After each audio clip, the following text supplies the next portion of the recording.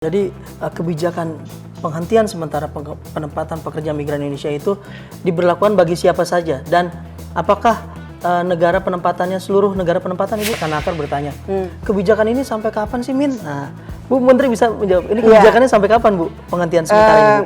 Dan saya ingin sampaikan kepada teman-teman yang menginginkan bekerja di luar negeri, pemerintah memiliki program Kartu Prakerja yang bisa digunakan untuk meningkatkan kompetensinya anak-anakku semua ini yang ingin bekerja di luar negeri.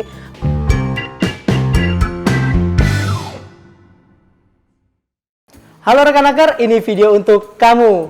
Seperti yang telah kita ketahui bersama bahwa COVID-19 khususnya di Indonesia dan negara tujuan penempatan pekerja migran Indonesia semakin meluas. Oleh karena itu, pemerintah Indonesia mengambil kebijakan. Salah satunya menghentikan penempatan sementara pekerja migran Indonesia ke luar negeri. Di samping saya sudah ada Menteri Ketenagakerjaan Ibu Ida Fauziah. Kita berdua bakal ngobrolin kebijakan pemerintah terkait penghentian sementara penempatan pekerja migran Indonesia ini. Halo Ibu, apa kabar Ibu? Alhamdulillah baik, Mas Ferdi dan semua rekan akar juga mudah-mudahan sehat. Amin. Bu, bisa dijelaskan Bu terkait penghentian sementara pekerja migran Indonesia penempatannya, Bu? Saya kira seperti yang dijelaskan oleh Mas Ferdi tadi, bentuk perlindungan negara kepada calon pekerja migran kita, termasuk perlindungan kepada pekerja migran kita, pemerintah telah melakukan kebijakan menghentikan sementara penempatan PMI kita di luar negeri. Ini bukan kebijakan yang pertama, karena sebelumnya pada bulan Januari kita juga melakukan pelarangan sementara untuk penempatan PMI di Tiongkok dan pengetatan untuk beberapa negara yang pada waktu itu sudah menjadi epicentrum COVID-19. Nah, kebijakan berikutnya yang kami keluarkan adalah kebijakan untuk menghentikan sementara penempatan PMI kita di negara-negara tujuan.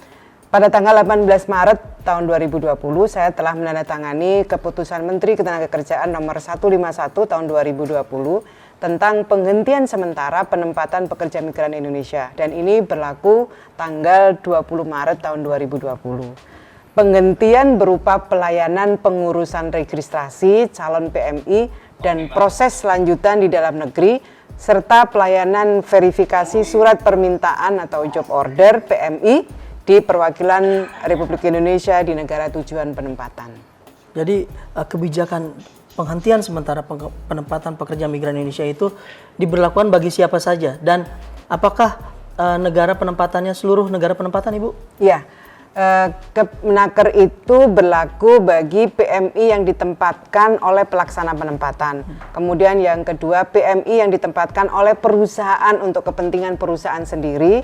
Kemudian PMI perseorangan, awak kapal niaga atau perikanan pada kapal berbendera asing.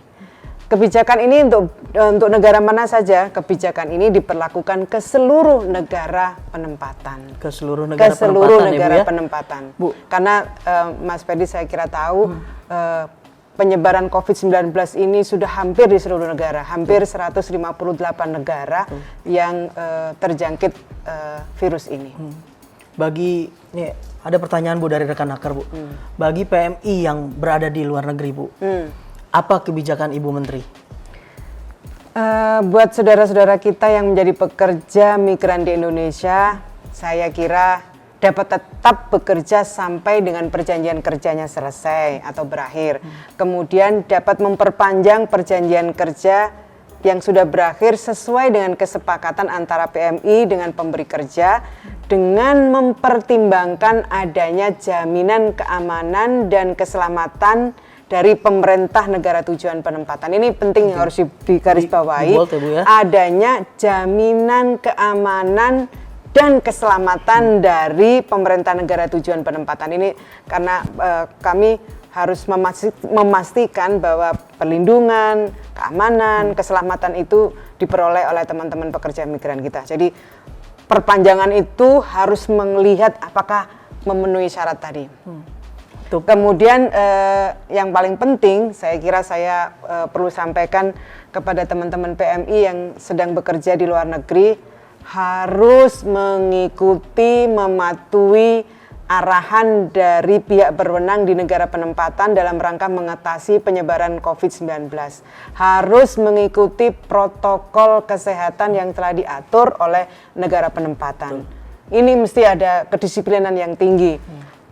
Kemudian saya perlu sampaikan buat anak-anakku semua PMI yang akan pulang ke Indonesia, agar melaporkan pemulangannya ke perwakilan Republik Indonesia sebelum meninggalkan negara tersebut. Dan yang paling penting, setibanya di tanah air, PMI kita, anak-anakku semua, ikuti protokol kesehatan dari Kementerian Kesehatan. Ini penting, juga, Bu, ya? Penting sekali, Mas Ferdi. Mungkin ada yang sudah terlanjur mau balik ke Indonesia karena sudah selesai kontrak kerjanya, lapor dulu ke perwakilan kita. Kemudian ikutin seluruh protokol kesehatan begitu nyampe di negara kita. Bu, ya. Bu, mungkin pada penasaran nih Bu. Kemarin ada juga di media sosial kita rekan-rekan bertanya, kebijakan ini sampai kapan sih, Min? Nah, Bu Menteri bisa menjawab. Ini kebijakannya sampai kapan, Bu? Penghentian sementara ini, Bu? Apabila situasi dan kondisi nasional maupun negara tujuan itu kembali normal, COVID-19 bisa ditekan, kondisinya kondusif, saya kira Kepmenaker ini bisa ditinjau kembali. Jadi ini kan namanya penghentian sementara. Kita akan lihat kondisi dan situasi, baik di situasi di tanah air maupun situasi di negara penempatan. Oke, Bu. Bu, kita sampai di akhir video nih, Bu. Ada yang ingin Ibu sampaikan kepada rekan-rekan calon pekerja migran Indonesia atau pekerja migran Indonesia itu sendiri, Bu? Buat anak-anakku semua PMI yang sedang bekerja di luar negeri, jaga kesehatannya, patuhi kebijakan negara setempat, ikuti protokol kesehatan, berkomunikasi dengan keluarga, jaga komunikasi dengan keluarga agar keluarga yang di rumah tidak panik. Kemudian jaga komunikasi dengan perwakilan kita di luar negeri. Ini penting banget. Anak-anak terus menjaga komunikasi dengan perwakilan, komunikasi dengan keluarga, terus dikabarin biar tidak panik. Kemudian bagi calon PMI kita nih yang karena kebijakan ini harus menunda keberangkatan ke luar negeri, ya sing sabar. Semua kita tidak menginginkan kondisi ini. Mari kita sama-sama berdoa agar cobaan yang menimpa kita dan menimpa seluruh dunia ini bisa segera berlalu. Nah, sambil menunggu keberangkatan, saya kira tingkatkan terus kemampuan bahasanya, kompetensinya juga harus ditingkatkan. Sabar. Pokoknya saya sabar terus, ini yang harus saya sampaikan. Dan saya ingin sampaikan kepada teman-teman yang menginginkan bekerja di luar negeri, pemerintah memiliki program Kartu Prakerja yang bisa digunakan untuk meningkatkan kompetensinya anak-anakku semua ini yang ingin bekerja di luar negeri. Manfaatkan program Kartu Prakerja ini. Segera akan kita lakukan, terutama di daerah-daerah yang selama ini banyak sekali teman-teman yang ingin bekerja di luar negeri.